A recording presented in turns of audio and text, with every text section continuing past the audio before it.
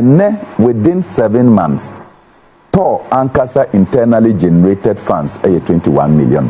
Within 7 months, Tor Ankasa me receive $21 million. And Omodi Eshisha refinery, no, this is not refinery, no Ankasa. Yeah. Omo other terminal issues. So more storage tanks, your farmhouse.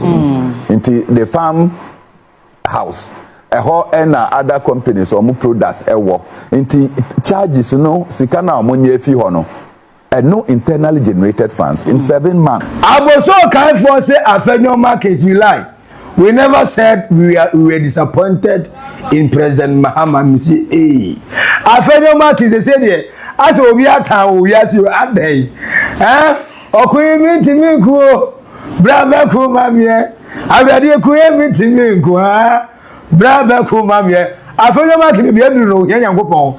E so be kan because adai Parliament of Ghana and then ya refer papa no privilege committee say ECOWAS parliament e ka asema no wako in the content of parliament na according to certain parliamentarians certain lawyers say no afenyo wa ken kasa no say judges na odi o matem no ye tell contempt of court one person contempt of parliament contempt of court case ni na gusu ye wie no Papa no, according to Aboso Kanfo Namiai, Afenyo Markets betu na numtuo se the way Aboso Kanfo no say o ma regret so mo support Jo Mahama no o mo besi ne da so mo a o mo se Jo Mahama boshe ne kama kese boshe gangantoa afa de papa yi uba ya 11 months ni ugo plemu e wo Ghana Port and Harbour they say Madokuromet then another dan kwakufu do jatu ha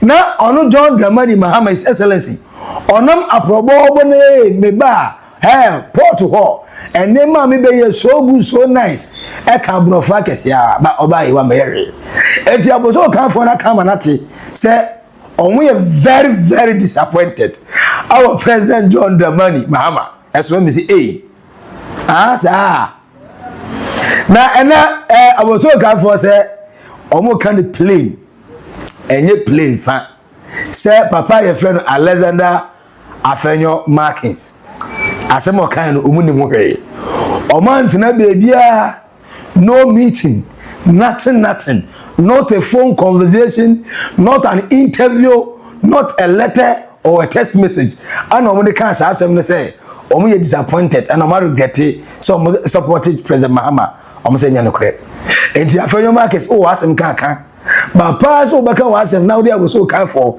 and the bear the yastic in the party. I want yes, yeah. Cassa, he's what? And the Afenyo Markets are generally almost MP before Motum was in more the Muya, more disappointed, papa. The way you support to Nana Dankwakufuado. Taxes are missing with your twapping now. Mobile mamma. And the mobile nurses say, and this is Waba. Now, so far, 11 months, the report to Nemaswatika 24-hour economy service. A good cost a new offense, a port harbor, a terminus, a SCA, almost a Hamilton Bassett. Yankari. Now, at the same time, Papa, your friend Bernard Mona, or say, share. Hey, or say, Nami, your because what general they were MPP work no and I Ghana phone him there oka omunim the opachire and I say amanfo no shi omo MPP mu a now before say omba power in 2016 na ohu omo tofu e de gu omo class mo sika kakra mo to omo ho asokola afia mo nyina mo fa koye bo o say sankrofo in government within 4 to 8 years awurade yankopon the ono anya no wiase na omo ya times 10 within 8 years ade na omo ka twa yesen allowance yesen per dem yesen o se ene o ka kire mo se mo hwe the asi wo Tema Oil Refinery to o se ade ana na dan kwa Akufo-Addo any the people of the MPP e ka kire Ghana for say enye fit for purpose and running lost and the yenkoton Tema Oil Refinery to for $21 million no and this same tour now and for so dia so far aba according to tour it say $22 million. And I say what? One can't remember.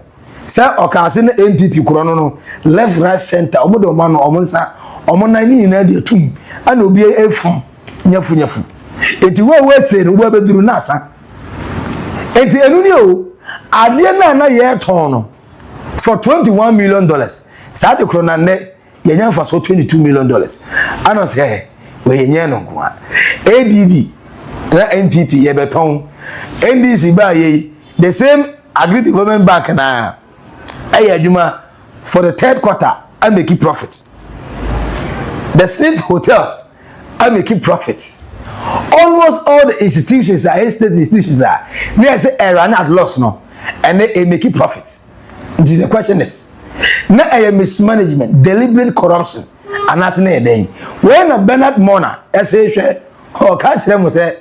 Krono na MPP boy dey wallahi na gangantwa na edutum na ebroso enti wenji na ma owo respect edema currently John Dramani Mahama His Excellency John Ababi o se papa no o eni na o se adwuma ni pa ese otimi ye edibo maya na atofuma pro atentia pansan and one papa John Dramani Mahama eye no enti we Ghana ni na oda sorry ah if you pray one for John Dramani Mahama according to Bernard Mona. I was shocked. Say Ghana for Yankasa near. Oh yes. When him said Thor was to be sold for 22 million Ghana dollars. Yeah, can't want someone. 22 million was the purchase price that was put on it. Oho ena ye jina musa Thor omantong. Na sa 22 million nke ye di dada. And within 7 months Thor Ankasa internally generated funds $21 million. Within 7 months, Thor Ankasa received $21 million. And Omodi Eshisha refinery, no, this is not refinery, no Ankasa. Yeah. Omo other terminal issues. So more storage tanks, farmhouse. Into the farmhouse. And other companies or more products into charges sika na omonye fi ho no and no internally generated funds in 7 months it's about $21 million. In some me pese me be that ofidie no so in say you mean there have not been internally generated funds until this regime. Naturally say Thor always had internally generated funds. Why more and na omofa sasikano and they were not doing any work with it. Yeah, wait. So what's the operation recover all looter? People will start crying, but some MD has come, internally generated funds, and yes, omo compare this year. Yeah. And they are refitting the refinery. And under normal circumstances, almost omo ye shut down crampa. Omuko amanone na omako fa brochiri na omabeye engineering work. And it takes them 6 to 8 months. But wait, Oman Kobibia, Ghanaians are Ghanaian engineers. Omo in less than 4 months, they have done and completed the thing, and hopefully next week they will start operating. No foreigner, no engineer was brought. The Ghanaian experts and Omoye Jumano.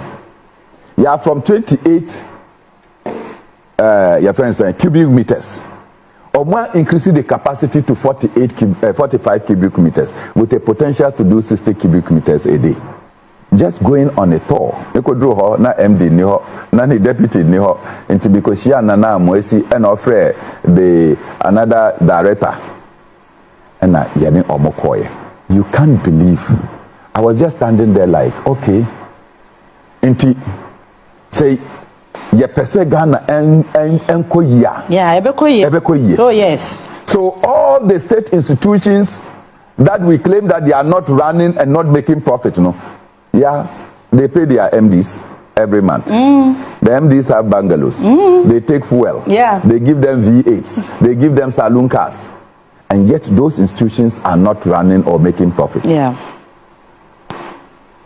Probably this appointment of the CEO combat. Yeah. Any omo ebuano ye juma watono, we need to commend them. Sure. And that other state institutions must see the vision. Say near let us hold it tight. build upon it, then others can come and join. Otherwise, I just think that I should clap for those young people. Now, former Adenta MP, Kojo Adu Asare. Kojo Adu Asare said, MP before party, I sometimes more shocking. Or see, we gave you the chance, and you took us 30 years back. President Mahama, he is the hope. He is the hope. And the masses have endorsed that. They want him beyond the 4 years. And he, according to a former Adenta MP, Kojo Adu Asare, it says, John Mahama, Bawa Baidi, Ghana for ne Omo say, Obia say, Obia say was Obia say the ink actual Aguase. I say over the number of times chiefs, political figures, individuals, citizens, the floating voters, omunim di kabi mani yi asofo amafo say suggest say ebeya John Mahama en consider no onko 10 because one the food you pay wo yi ani piano na nipa bone de oba obi apɛ okra na wapan wo frisi so far MPP ye jama mo sen kam beti ma ye aduma no na na do na kwa akofo ado so ba ye de ma mu de akoyechi 30 good years obi akɔ nanim na ye nam ya ye koyechi asa de enkwala mienu anu ye do ka so mu kwambika ha sa video bi no daba omo na ko woni no nko se ko de no se sa MPP e omo de akoyechi 30 good years. Enti ebe ne mama say afenyo markets mbusu amoto wakika say Ghana ni do regret for it. Omo for regret for him. O say Ghana ni ben with the sound mind. And be had the MPP here in that 8 years. No waka say 8 years na MPP. Boni ni dream na omudi Ghana for. O be fe MPP. No waka say NDC 11 months no corruption scandal. You remember to about from MPP act. Yeah, check. O say way the reason why or no any some people are starting this campaign. Say kwan bia so a o mema John Dramani Mahama. John Kwame Nkrumah John Ababio. Asatu aso bio no ombeye. Ombe say papa no to aso eko for the 10 because they were oye adwuma. Rose a obusu a oye. They were all stopping galamsey. City are all strengthening. The way Ghana health system improving under him. In just 11 months, the way Ghanaians as that any juma, any the real way Ghana for as I say peace of mind. Papa no a new coin say, yeah, I can't democracy be democracy. Now I got 2 times per mission. Baby, I'm going to ask you, homosexual. 3rd time agenda, MP say baso, because baby MP don't know. Your mama and between their back. President now, he is an experienced president. Obia Waba, he served under a president for 3.5 years as vice. And Obe served 6 months as president. And Osanko election. Eko Wini, Ebe served 4 years. And Oko opposition 8 years. And Awasan Babemu.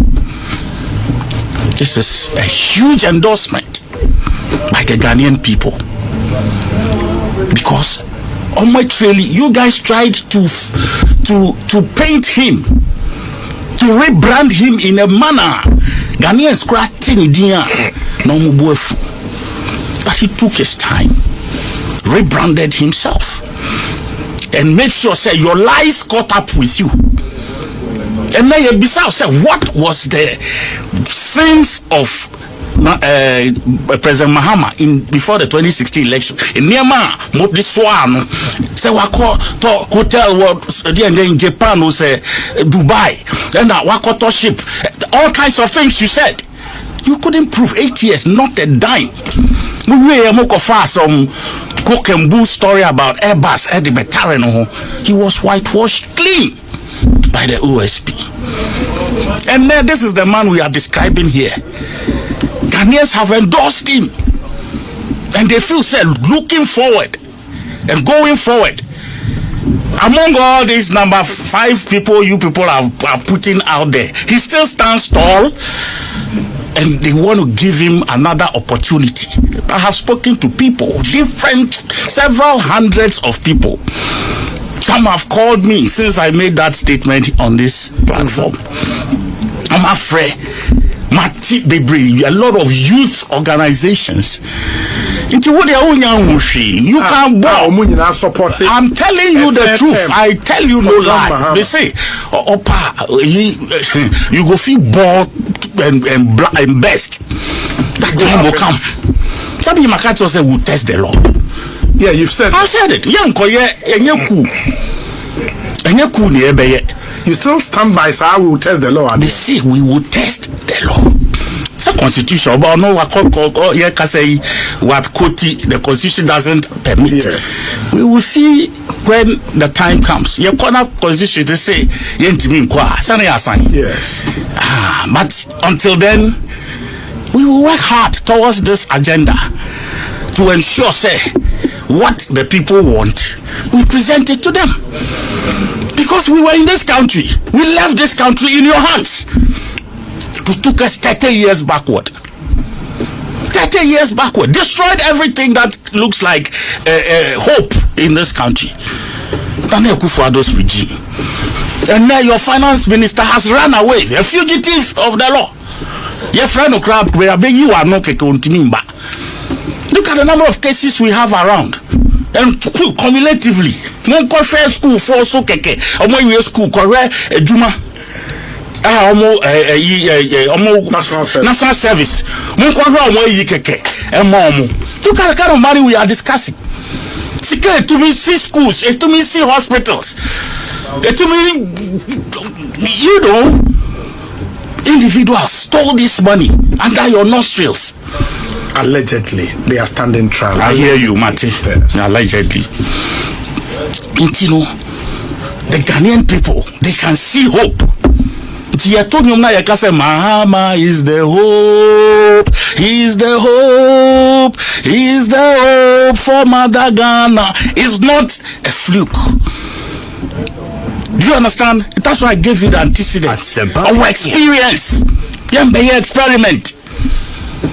You are not coming to experiment. Because all the people who have shown up for that experiment, we've seen their handiwork. Dr. Baumia, we saw him. We saw everything he did. Now, so we didn't end this in some one call for. I know you was that one is not your business. Okay. Okay. But until Muhammad tested Lord when I say Muhammad who will fall on the others. Yes. No two ways about that. He is the hope for Ghana, Mother Ghana, because the longevity will help us. It will help us establish most of the policies now. You see, the Lee Kuan Yews, they needed long-term planning. 4 years. Now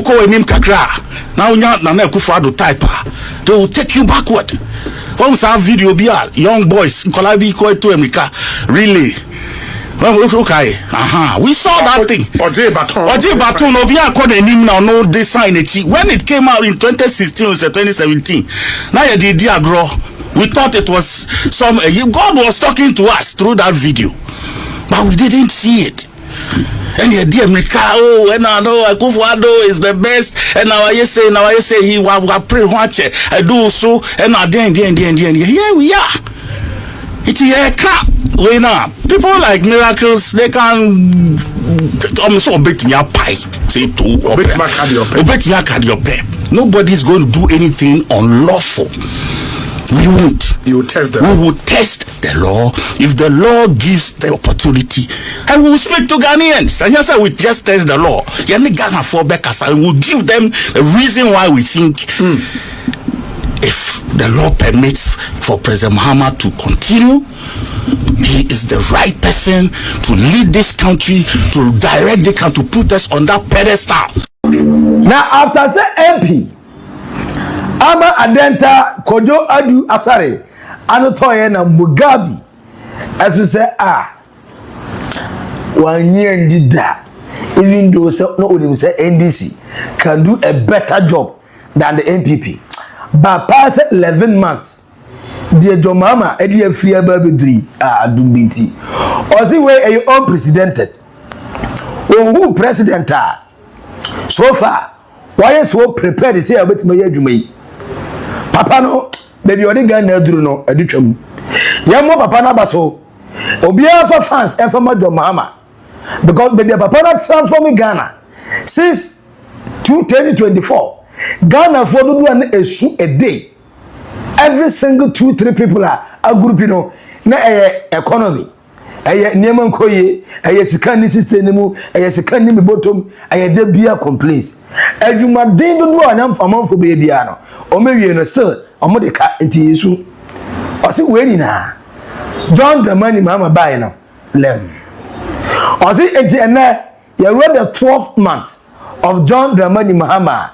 Na de say ka kire papa ne say papa ayuko yayi adwuma no waye ni na level na ye pese odi eduru na odi ekono adwuma no to aso enye ne say ya mani say ya Oliver Twist you always ask for more pen ko be we say my way ene ma asesa me ma so da ya dawo see benya president bi pa sakofa na John Mahama wa be sa ba na cement ya 122 Ghana cedis no and na cement ya 78 Ghana cedis one bag. And then iron was on your tone 9,600 can 96 million and then iron was 6,900 and then today 6,900 one ton say 16 mm 12 mm 14 mm 11.5 iron was no ton and you're saying 6,969 million. Now we just say Kofuo Gala no awano Kofuo Gala awana na kufa do time na ya 12 million. We just say no betima ton 570 Ghana cedis amana yi ene honeda. Ene heburu nya na ebe ebo ya tete so, anwa ya tete so, esichine ya tete so, sadi ya tete so, aba papa na ya dan aba no. And to do more for us. Ye bebre ma ye because ye nim say you have the capabilities. Ubetima ye amana ye. Enti ene fans Ajo Mama de no kan ketesi Alexander Afenyo Markins nsem akokan ye say aboso kan spare pass dealers say together as one omo ka kire President Mahama they are disappointed in him but aboso kan say Afenyo Markins we never said that not anywhere not on phone not on TV not on message not a message for you nothing and to unya sa information no unya ne I'm saying and do better say MP the lawyer or misinform amafana minority leader mo o parties o miss anya na make abuzo kan for say Afenyo Markins the kind of boy I say Afenyo also na say the pressure da also nipa baako parliamentary preliminary committee o koso yes yam final contempt for court contempt of parliament unkro ya Ghana police service for omukro akosi say Ghana police service for case ya Modern Afenyo Markins itimi. Say papa no akwa assault police officer be. One minority leader, several press conferences, several walkouts. Now a case against parliamentary committee, a case a possible case against the court, a case against the police. Hey minority leader. Alexander Afenyo Markins. Afenyo papa we great to what was it or no there on fa say the MPP and the minority from micro minority what they know they say a mighty minority so they will stand fight and win for Ghana you know and sometimes we are a bit aggressive but the but Afenyo Markins is more kind about to come for the next time Manika Sancho Mano Bernard Mona, as I said, Tema Oil Refinery, Anna MPP, Ebetono, $21 million. Say, and then I make a profit of $22 million. Otrawa no abusano was just 11 months. Mahama Nyamisha Wati. MPP, Mobo Yakro, no papa. Move yo. Now, way a former Adenta MP. Honorable Kojo Adu, I said it just Mahama Tete Magenda no ono was starting crusade no on one started campaign no me say okay you I started baby I do ope I started baby I just say duruma omo ben aban just say kabi no emu ba be de me wi say John Mahama ebetimi aye big pushy Rose ya oyi was stopping galamsey see the aye stable now 24-hour economy more private sectors around to Ghana system now agri business nkoma oni Ghana for ye di na aye successful we are sure say aye sa no be na edu Ghana for e be take decision e train man some selected few and decide my ye ni na be ka bom we decide on what we like. No, the constitution the constitution no. The constitution is there because of us. See, eduho. Na say why a major change or the major changes about. Na 11 months here ye hui. Ayes will be a say ye. At was na ye papa. Could I change the year dwene ho a? Trust me. Eduho you see Ghanaians, we will react. Ghana for me say for now. En common no e ba ko pe for God and country, not for God and a political party.